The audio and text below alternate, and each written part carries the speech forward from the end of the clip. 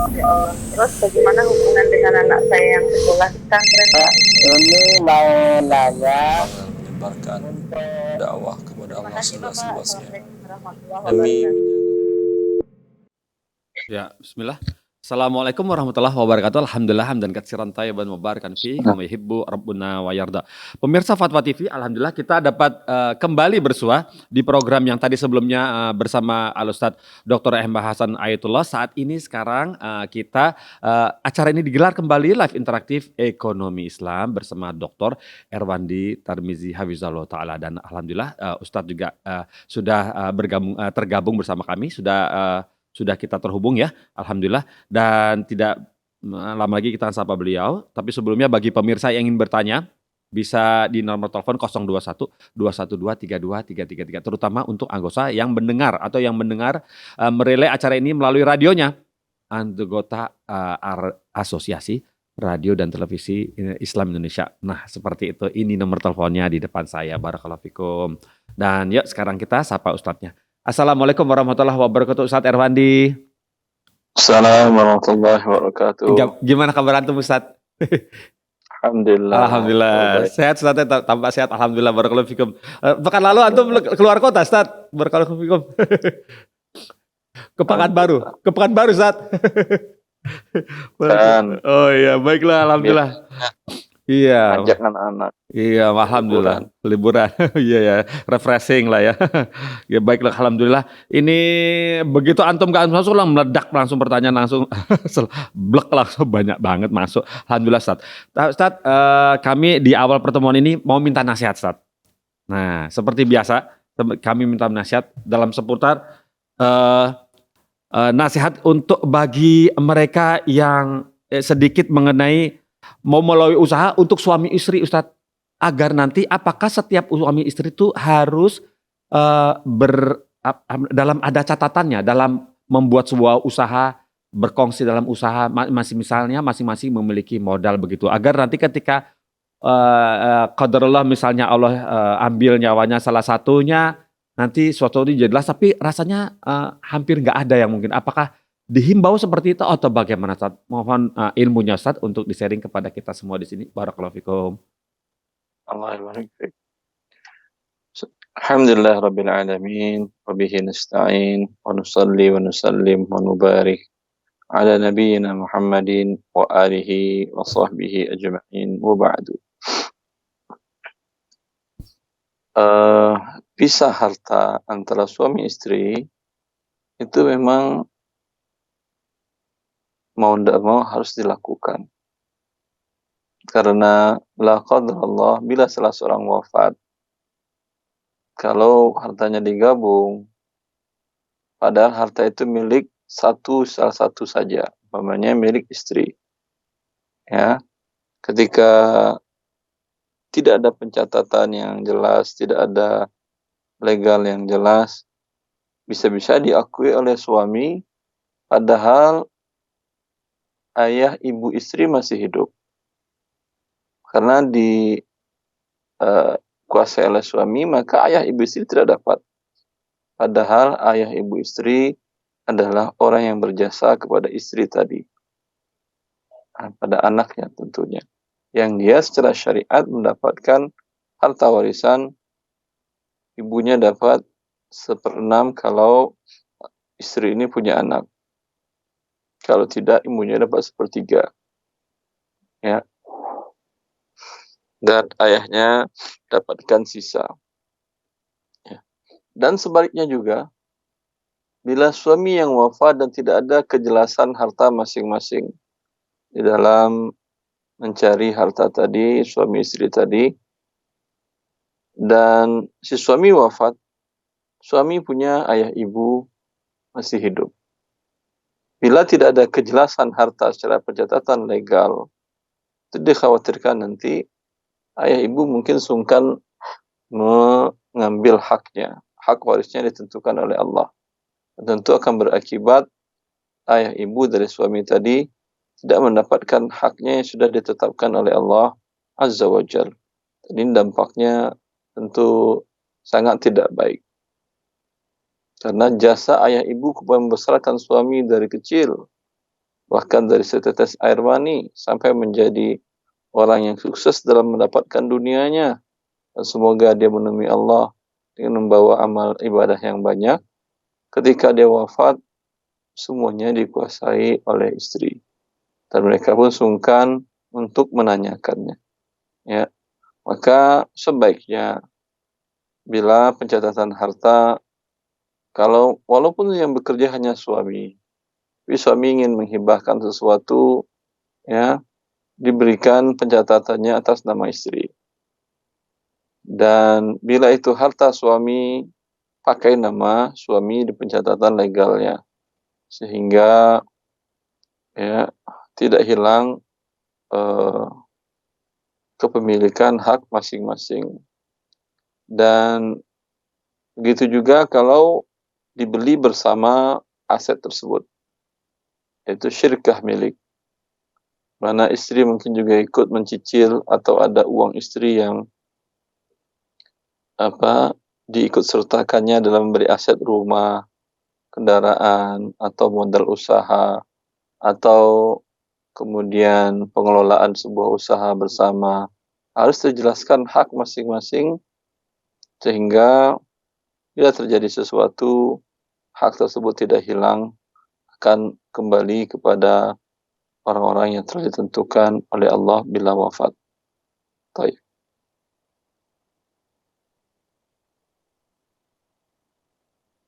Ya, jadi memang sudah dipersiapkan dari awal, dibicarakan dari awal ya Ustaz ya. Jadi agar tidak terjadi sesuatu rasa situasi yang tidak menyenangkan bagi Ustaz ya, terutama orang tua yang wafat atau keluarga yang wafat terkait itu ya. Barakallahu fikum Ustaz atas nasihatnya dan tipsnya bagi kita semua di sini. Bolehkah saya mulai dari pertanyaan pertama ya Ustaz? Silahkan. Baik, pertanyaan pertama jadi Muhammad Erwin di Karawang, Jawa Barat, bertanya seperti ini. Assalamualaikum warahmatullahi wabarakatuh, Ustadz Erwandi. Bismillah. Kami punya rumah warisan orang tua, dalam kurung sudah wafat orang tua, yang akan dijual 3M, Insya Allah. Kemudian kewajiban penjual harus bayar pajak waris 67,2 dan pajak PPH 2,5%, 72 juta. Nah, sungguh besar bagi kami ya Ustadz. Juga pembeli bayar pajak 5% dan pajak lainnya. Pembeli minta saat transaksi 2,5M, 2,9M, dalam kurung aktualnya 3M, kurung tutup. Nah, agar biaya pajak tidak terlalu besar, apakah hal ini diperbolehkan dalam syariat? Ini juga kami diuntungkan, katanya gitu. Kemudian setahu kami di dalam Islam tidak ada pajak seperti hal ini. Kondisi rumah sudah banyak yang rusak. Note-nya adalah kondisi rumah sudah banyak yang rusak. Mohon nasihatnya ya Ustadz. Jazakallah khairan. Allahu a'lam. Kalau berbohong dalam Islam tidak boleh. Nah, ya. Maka coba diskusikan, tanyakan kepada konsultan pajak. Ya. Bagaimana sehingga pajaknya bisa lebih kecil dan tidak melanggar ketentuan negara juga dan tidak melanggar ketentuan syariat juga. Iya, itu ya sama Rasul. Barakallahu fikum. Jadi lebih akurat lagi hitungannya Ustaz ya. Barakallahu fikum. Terus ya, kemudian alhamdulillah. Jazakallah atas jawabannya. Berikutnya pertanyaan dari ini Ustaz. Suwirda di Bogor, Jawa Barat bertanya seperti ini. Assalamualaikum Ustaz Erwandi. Bertanya terhadap bagaimana sikap kami terhadap warisan yang berupa perhiasan emas. Apakah zakatnya harus dikeluarkan setiap tahunnya? Mohon tipsnya ya Ustadz. Barakallahu fikum. Perhiasan emas tentu dibagi kepada ahli waris sesuai dengan hak masing-masing yang Allah telah tentukan. Kemudian bila menjadi hak masing-masing dan emas tersebut ditambah dengan uang masing-masing sampai satu nisab, 85 gram emas, dan sudah berlalu 1 tahun, maka diwajibkan zakat. Masya Allah. Kena zakatnya ya Ustaz ya. Kecuali kalau emas itu adalah berbentuk perhiasan dan dipakai. Nah, Itu insya Allah tidak ada zakat perhiasan. iya.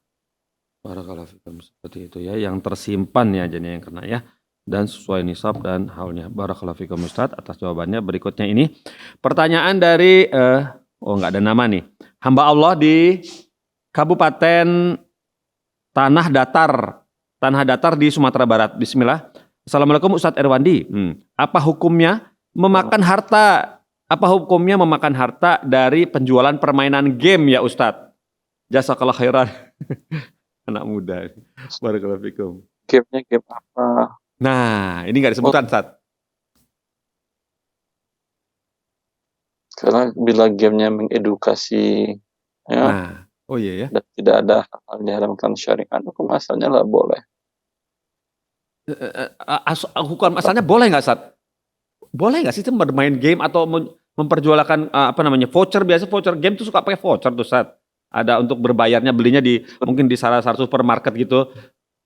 Boleh Ustadz? Sebentar.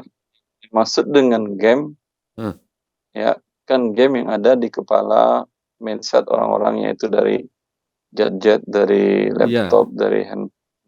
Ya. Kan.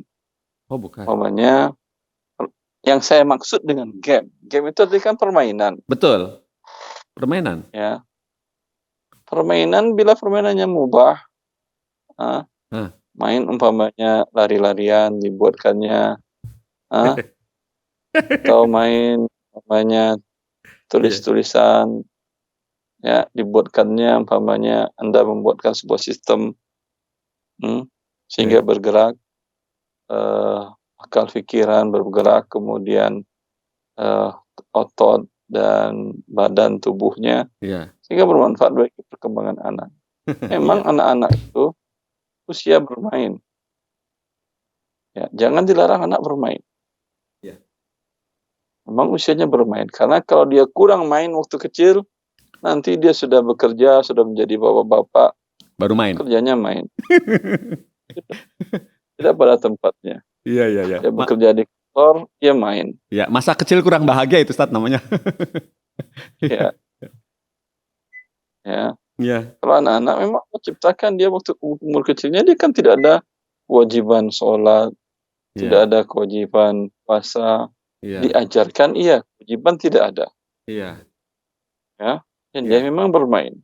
Kita masih ingat waktu kecil kita bermain, main layangan lah, lari sana lah sini, ntar pulang-pulang bau keringat benar, bau matahari, bau segala macam. Iya. Bawa tanah. Kadang kaki berdarah, tangan berdarah, biasa aja. Iya. Ya, itu yang bermain yang saya maksudkan. Bukan main game yang ada di gadget atau di perangkat elektronik yang banyak merusak jiwa dan seterusnya. Nah, lantas kalau game yang dimaksud dengan yang aplikasi bagaimana Ustaz? Ya, itu dilihat jenisnya. Nah, tidak bisa kita menjustifikasi seluruhnya. Iya. Kalau permainan gamenya bermanfaat untuk perkembangan motorik anak, untuk matanya dan waktunya pun terbatas. Iya. Ya, hukum asalnya mubah. Iya. Tidak ada unsur yang diharamkan oleh Allah di sana, tidak ada unsur kekerasan. Iya. Hukum asalnya mubah. Boleh ya Ustaz ya. Iya. Boleh, asalnya boleh. Dilihat bagaimana tipe jenis gamenya ya Ustaz ya.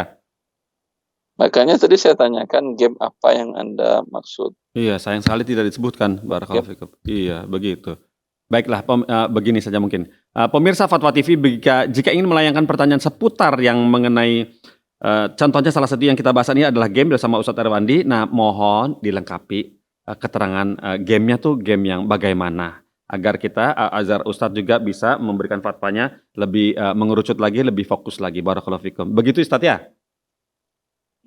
Barakallahu fikum. Nah, kemudian ini pertanyaan dari Muhammad Aunur di Probolinggo, Jawa Timur. Bertanya seperti ini. Assalamualaikum warahmatullahi wabarakatuh. Ustadz Erwandi izin bertanya Ustadz. Bagaimana hukumnya memakai barang kolongan? Barang kolongan dalam kurung barang hasil curian dari suatu pabrik. Barang hasil curian dari suatu pabrik kurung tutup. Terus tanda tanya. Sebelumnya kami membeli pada seseorang sebuah barang. Tapi kami tidak tahu bahwa barang itu sebenarnya barang kolongan atau hasil curian. Mohon penjelasannya ya Ustadz. Jazakallahu khairan, barakallahu fikum. Wallahu a'lam. Hukum asal jual beli adalah sah, kecuali Anda tahu bahwa barang yang dijual bukan milik si penjual. Iya. Barang yang dijual dapatnya dengan cara yang diharamkan, seperti dapat curian. Iya. Ya, itu tidak halal perpindahannya ke tangan Anda.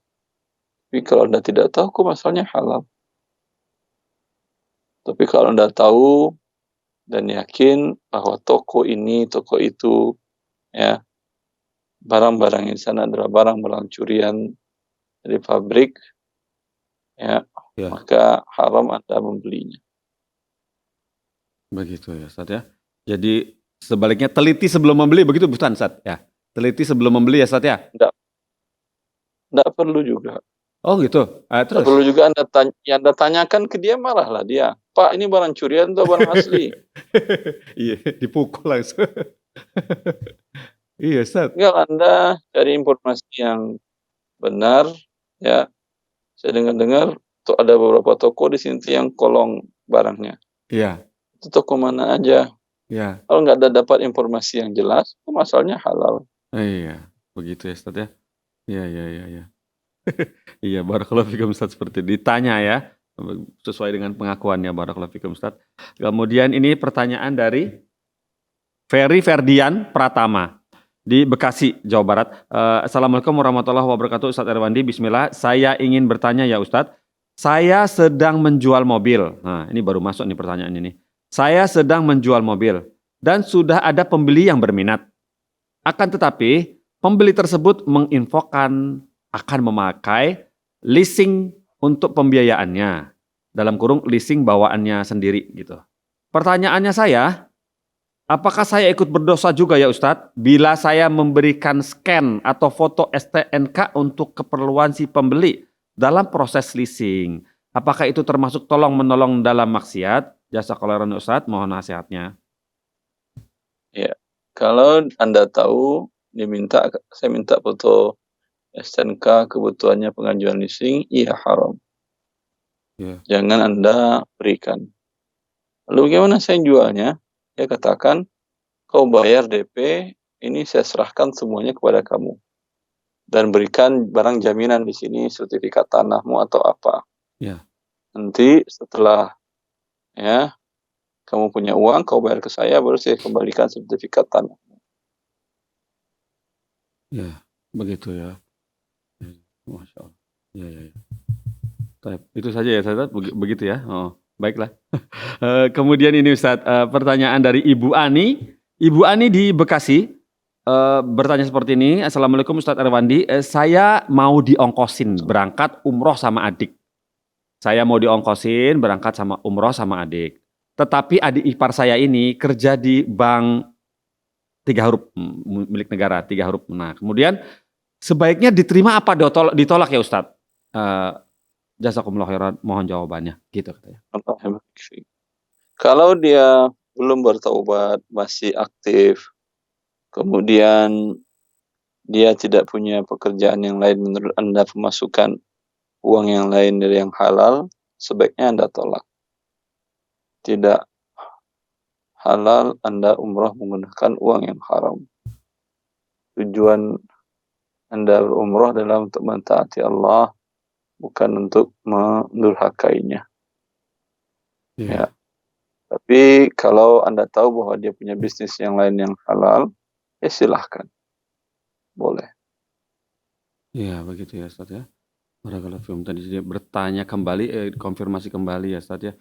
Apakah dilihat lagi apakah mempunyai bisnis lain selain dari sebagai pegawai bank yang 3 huruf itu. Barakallahu fikum Ustadz. Nah, ini sudah ada penelpon masuk, coba kita sapa. Pak Saprin di Sulawesi. Assalamualaikum Fawat TV. Waalaikumsalam. Ya, Pak Saprin ya, di Sulawesi ya. Iya, iya. Ya, silakan Pak Saprin. Assalamualaikum Pak Ustaz. Assalamualaikum warahmatullahi. Ya, ini mau nanya ini Ustaz, masalah bagaimana itu hukumnya jual dua harga itu Ustaz? Jual dua harga? Iya, menjual dua harga. Saya pernah dengar begitu. Seperti apa harga yang Anda maksud, Pak Sapri? Seperti apa Pak Saprin contohnya? Ya, contoh menjual dua harga itu bagaimana Ustaz? Oh, malah nanya. Iya. Nah, Itu bertanya. iya, Pak Saprin, masih monitor Pak Saprin, masih tersambung? Iya, iya. Iya, Pak Saprin ada contohnya nggak saat maksudnya Bapak yang dua harga itu yang bagaimana? Apakah ada contohnya Bapak Saprin? Iya, betul Ustaz. Iya, contohnya bagaimana? Apakah ada contohnya dari Pak Saprin? Enggak, begini Ustaz. Soalnya saya pernah dengar begitu. Masalahnya pernah kan istri saya jual pisang, harganya sama Ustaz. Sisirannya ini. Terus ada yang tegur, katanya enggak bisa jual dua harga karena beda harganya ini Ustaz. Apa? Ya. Istri Anda jual seperti apa? Iya, misalnya pisangnya kan disisir-sisir Ustaz. Sisir, terus gimana? Sisiran yang kedua itu kan sampai yang ketiga dijual beda harganya.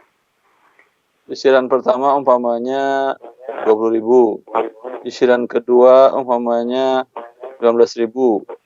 Iya. Sisiran yang ketiga umpamanya 10.000. Seperti itu kah? Iya, betul Ustaz. Pertanyaannya apa?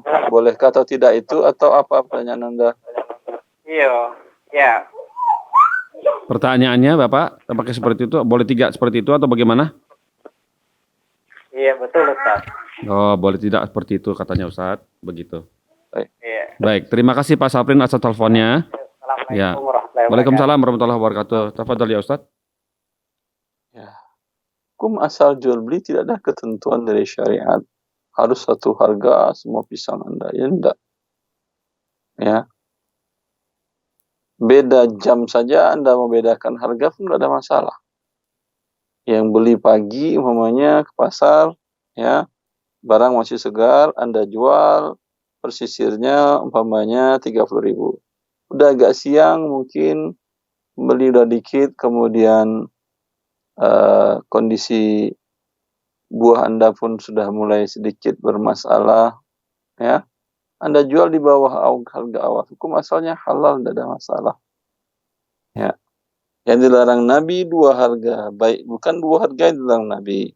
Dilarang Nabi SAW dua jual beli dalam satu jual beli. Ya. Karena itu mengandung unsur gharar. Kalau dia mengatakan bila kamu beli ini cash, saya beli smartphone kamu cash, atau saya jual smartphone saya ini kepada kamu cash, bayar sekarang 10 juta. Kalau kamu cicil 5 bulan, saya jual kepadamu 12 juta. Lalu si pembeli mengatakan, ya saya beli. Ini yang dilarang. Karena dia tidak menjelaskan mana yang diinginkannya. Apakah cash yang 10 ataukah cicilan 5 bulan yang 12. Ya.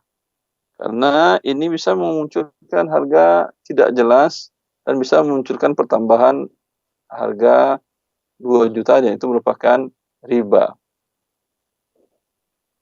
Tapi kalau dari awal jelas dia mengatakan saya mau yang tidak tunai pembayaran 5 bulan.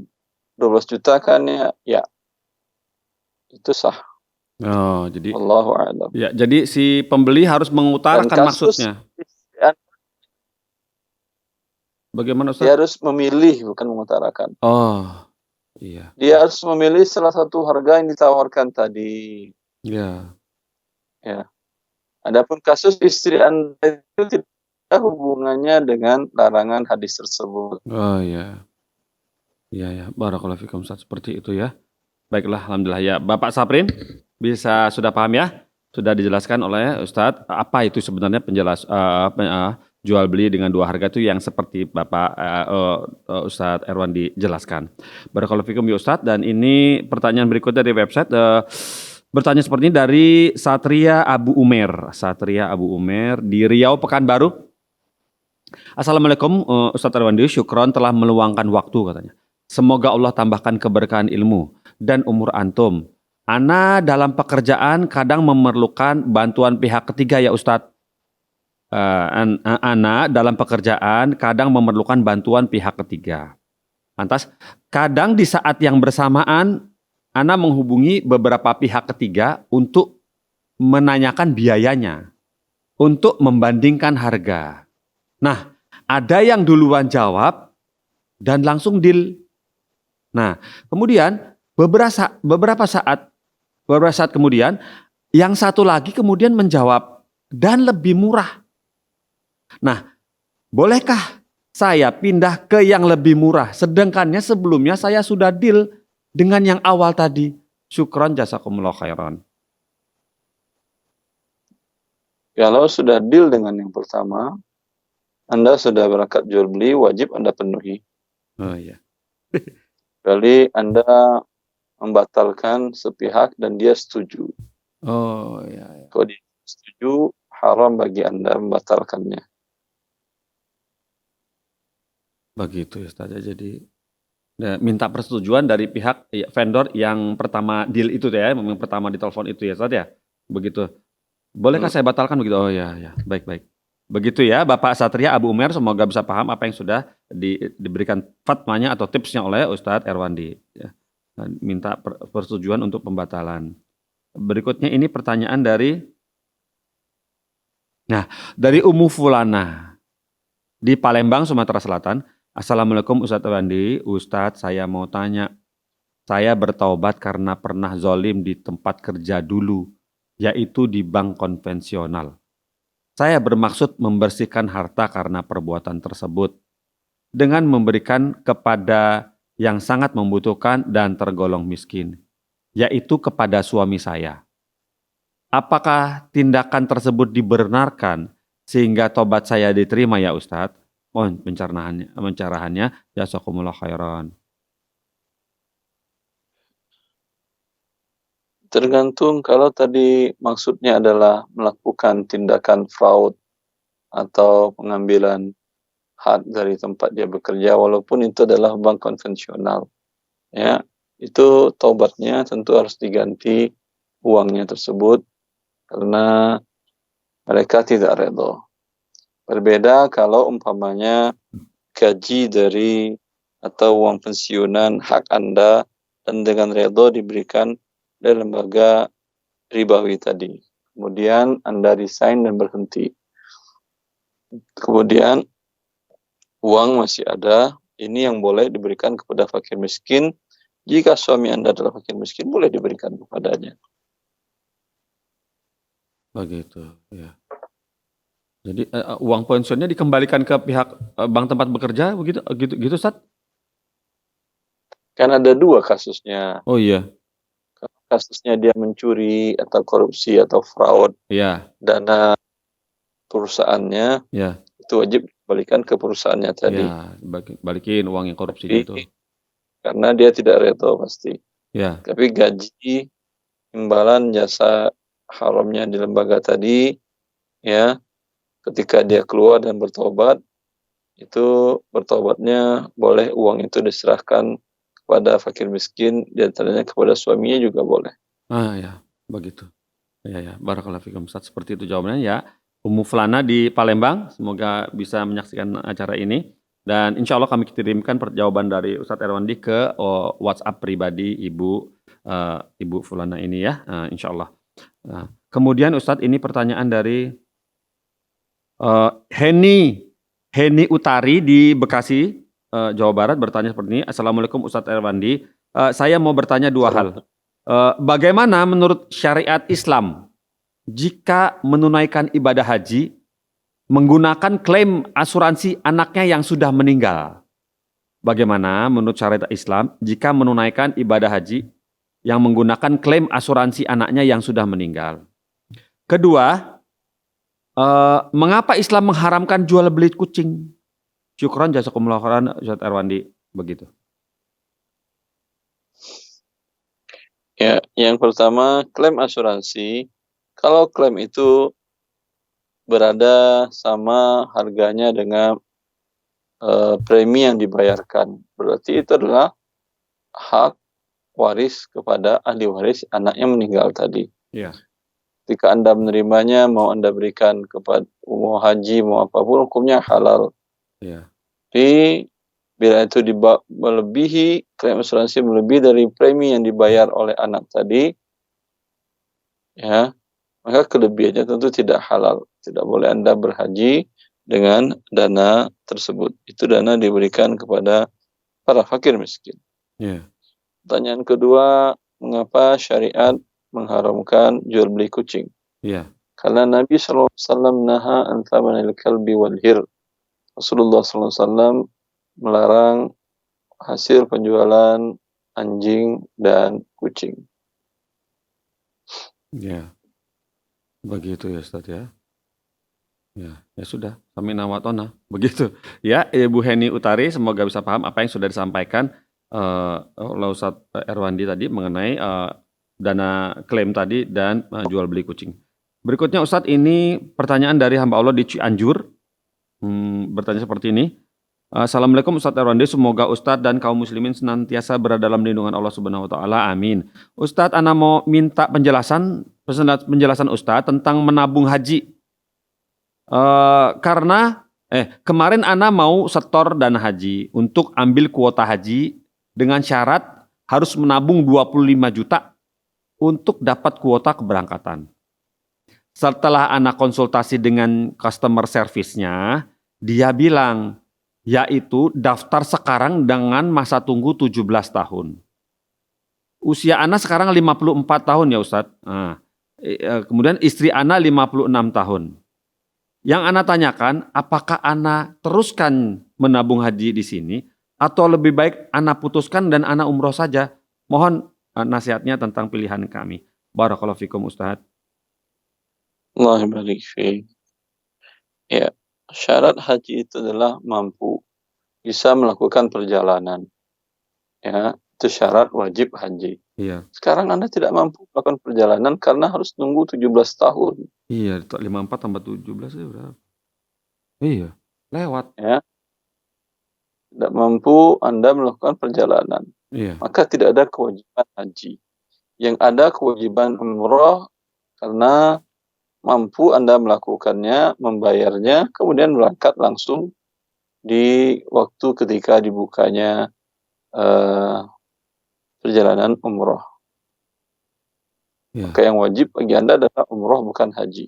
Wallahu a'lam. Barakallahu fikum. Ya. Ya, karena usianya sudah lewat ya Ustaz ya. Barakallahu fikum. Dan yang bertanya semoga bisa paham ya, tadi hamba Allah di Cianjur ya. Insya Allah kami kirimkan jawaban Ustaz Erwandi ke WhatsApp pribadi antum. Berikutnya ini pertanyaan dari Muhammad di Jakarta Barat. Bertanya seperti ini, Assalamualaikum Ustadz Erwandi. Izin bertanya ya Ustadz, jika saya bekerja, saya bekerja di lembaga HR atau HR konsultan yang dalam kurung kerjanya merekrut orang untuk berbagai perusahaan, kurung tutup. Beberapa kliennya, salah satunya adalah bank konvensional. Dan saya diminta untuk merekrut. Yang ditanyakan adalah, apakah gaji saya halal ya Ustadz? Barakallahu fikum. Tidak. Nah loh. Tidak halal karena Anda membantu dan menyesatkan orang-orang muslim untuk bekerja di tempat yang haram. Iya. Ya. Ya. Begitu ya, Akhi Muhammad. Jawabannya sudah disampaikan oleh Ustadz Erwandi. Sebaiknya pindah bekerja saja. Barakallahu fikum. Kemudian ini pertanyaan dari Panji Surya Wiguna di Surabaya, Jawa Timur. Bertanya seperti ini, mohon izin bertanya Ustadz Erwandi, saya pernah ke tukang tambal ban. Ke tukang tambal ban untuk ganti ban. Kemudian tukang tambal ban tidak punya ban tersebut. Kemudian di situ saya setuju untuk dibelikan ban oleh tukangnya dulu, baru kemudian dipasangkan. Kemudian biaya yang disetujui di awal sebesar 50.000 dan dibayar akhir ketika selesai pengerjaan. Apakah jual beli kali bil kali yang dilarang? Apakah ini adalah jual beli kali bil kali yang dilarang? Barakallahu fikum. Iya, maka harusnya ketika dia sudah beli, ya, baru Anda akadkan. Oh, Sebelumnya tidak ada transaksi. Oh, gitu. Oh, begitu. Ya. Barakallahu fikum. Jadi si penjual harus beli dulu, datang kembali, baru negosiasi gitu ya, ada? Baru dilakukan transaksi jual beli. Iya. Baik. Alhamdulillah. Barakallahu fikum. Bapak Moh Panji, semoga bisa paham ya. Begitu cara-caranya agar bisa halal. Dan ini sudah ada penelpon masuk. Coba kita sapa. Ya. Assalamualaikum Fatwa TV. Assalamualaikum Fatwa TV. Waalaikumsalam Ustaz. Ya, Ibu Maharani di Batu Sangkar ya, Bu? Iya, Bu. Batu Sangkar di mana, Bu? Di Sumatera Barat, Ustaz. Oh ya, Masya Allah. Silakan Ibu. Jadi gini, Ustaz. Sekarang kan lagi maraknya bermain game online, Ustaz. Ya. Nah, dan jika poinnya sudah mencapai 1B, maka bisa dijual. Bagaimana hukum penjualannya, Ustaz? Game apa, Bu? Game Higgs Domino, Ustaz. Domino? Iya, Higgs Domino. Oh, gitu. Ya. Main domino. Sebentar, jangan ditutup, Bu. Ustaz. Ya, main domino hukumnya haram. Ya.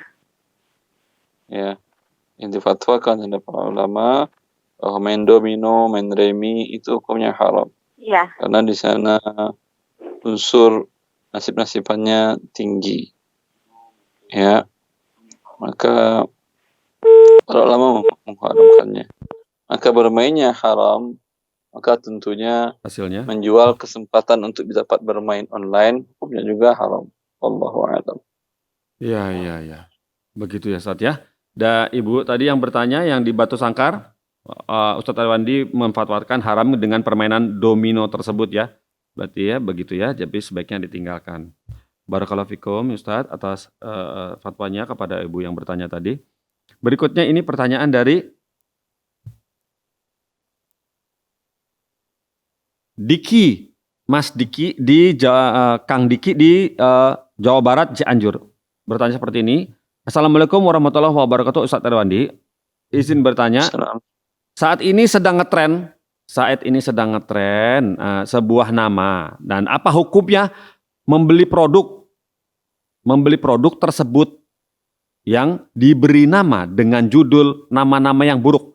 Contohnya keripik setan, mie level setan, dan semisalnya dengan nama-nama produk dengan nama-nama buruk tersebut. Mohon nasihatnya.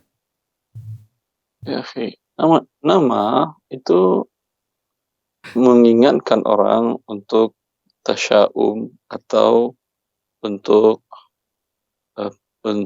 optimis, tafa'ul dan tasya'um. Ya. Jadi ketika orang Quraisy datang dan beliau bernama Suhail. ya. Itu waktu itu dalam kondisi Hudaybiyah. Ya. Rasulullah dan para sahabatnya dihambat untuk memasuki kota Mekah untuk melakukan umrah. Ya. Terjadi diplomasi alot antara Rasulullah, kaum muslimin dan orang-orang kafir Quraisy. Ya. Maka datang utusan Quraisy bernama Suhail. Ya. Suhail itu artinya mudah, gampang. Ya. Dalam bentuk tasghir. Ya. Kemudahan anak kecil yang mudah, memudahkan.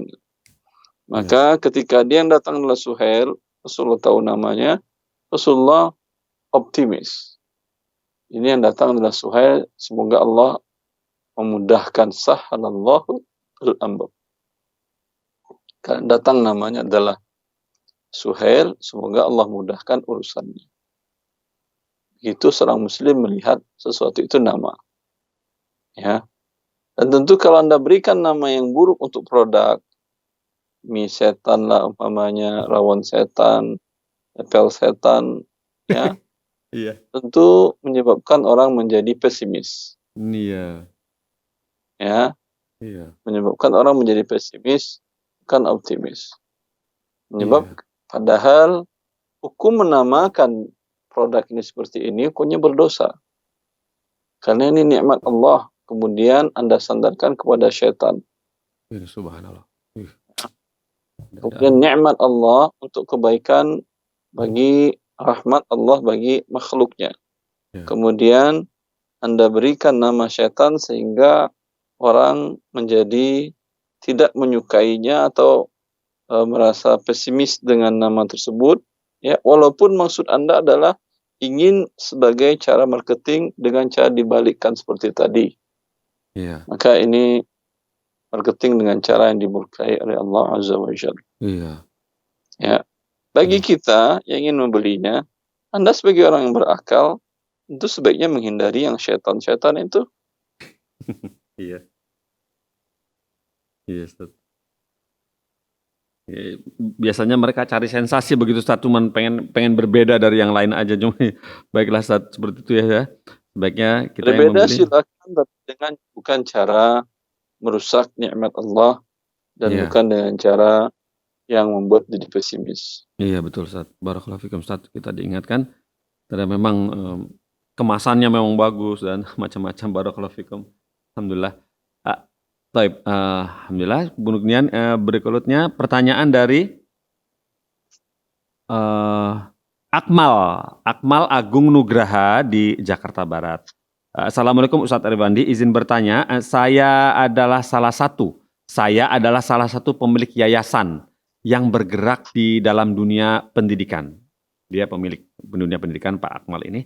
Kemudian dalam sebuah yayasan ada pengadaan sejumlah barang. Dalam sebuah yayasan saya ini ada pengadaan untuk membeli sebuah barang.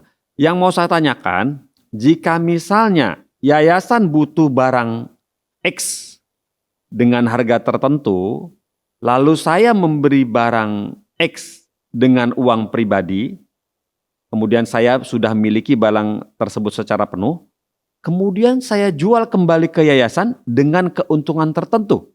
Nah, bagaimana ini hukumnya ya Ustadz? Jazakallahu khairan katsiran. Wassalamualaikum katanya. Alhamdulillah. Kalau harganya normal atau bahkan di bawah harga umumnya, hukum asal tentu boleh. Ya, wallahu a'lam. Nah, begitu ya. Barakallahu fikum. Nah, semoga Pak Akmal bisa paham ya. Berikutnya pertanyaan dari Dikta Oktarina di Bogor. Bismillah, ya Ustadz Irfandi, izin bertanya, apakah boleh membayar hutang ke saudara? Apakah boleh membayar hutang ke saudara dan teman dengan uang hasil pinjaman dari bank? Bagaimana hukumnya ya Ustadz? Jazakumullah khairan wa barakallahu fikum. Wallahu a'lam. Hukum asalnya, ya, bila dia tidak tahu bahwa itu hukum pinjaman dari bank, asalnya boleh, halal bagi yang menerima pembayaran tadi. Ya. Kalau dia mengetahuinya, sebaiknya dia sampaikan, saya berikan kalian pinjaman untuk memudahkan kalian dapat yang halal. Sekalian kalian tetap ke lembaga ribawi, tentu tidak ada gunanya saya berikan Anda pinjaman, ke depan-depannya saya tidak akan pinjamkan lagi. Iya. Ya. Seperti itu, sebaiknya seseorang menyampaikan kepada orang yang dekat dengan dirinya, sehingga membantu mereka selamat dari neraka Allah Azza wa Jalla. Begitu. Baiklah, seperti itu ya Ustaz ya. Kemudian pertanyaan, insya Allah ini pertanyaan terakhir dari Muhammad Syukri di Riau, Kabupaten Kampar. Assalamualaikum Ustaz Irfandi, saya ditunjuk sebagai kepala sekolah. Saya ditunjuk sebagai kepala sekolah TK, Taman Kanak-kanak. Namun tidak digaji ya Ustaz. Bolehkah saya mensyaratkan untuk saya ambil saya tidak digaji tidak apa-apa, tapi saya mensyaratkan untuk saya boleh ambil diskon yang diberikan oleh penjual di dalam setiap pembelian buku paket untuk menutupi ongkos dan waktu yang telah saya habiskan. Terima kasih atas jawabannya Ustadz. Kalau pihak lembaga menyetujui tidak ada masalah. Oh. Lembaga di mana bekerja menyetujui ya boleh. Oh gitu. Berarti gaji Anda dari situ. Oh gitu. Iya. Barakallahu fikum Ustaz, seperti itu ya. Jadi boleh ya kan, bolehkan. Barakallahu fikum Ustaz. Alhamdulillah Ustaz, dengan jawaban antum kepada Muhammad Syukri mentuntaskan acara kita di sore ini. Barakallahu fikum Ustaz. Alhamdulillah, barakallahu fikum. Banyak sekali sudah antum jawab, sudah antum tolong teman-teman yang ada bertanya di sini. Semoga mereka dapat mengambil ibrohnya dari apa yang sudah antum fatwakan atau antum sampaikan. Barakallahu fikum Ustaz. Alhamdulillah. Kemudian semoga Allah pertemukan kita kembali di pekan depan ya Ustaz ya. Barakallahu fikum. Alhamdulillah. Ustaz, bolehkah kami tutup acaranya? Silahkan. Alhamdulillah. Pemirsa Fatwa TV, alhamdulillah tuntas sudah acara sore hari ini kita di live interaktif ekonomi Islam bersama Dr. Erwandi Tarmizi Hafizahullah Ta'ala. Dan kita bisa bertemu lagi di pekan depan insya Allah dengan ustadz yang sama, jam yang sama, hari yang sama insya Allah. Dan untuk kita tutup acara ini dengan kafaratul majlis. Subhanakallahumma wa bihamdik. Asyhadu an la ilaha illa anta astaghfiruka wa atubu ilaika. Wassalamualaikum warahmatullahi wabarakatuh. Salam. Barakallahu fikum. Ya Allah. Terus bagaimana hubungan dengan anak saya yang sekolah di pesantren, Pak? Ini mau nanya Menyebarkan dakwah kepada Allah Terima kasih, Bapak. seluas-luasnya Assalamualaikum warahmatullahi demi wabarakatuh.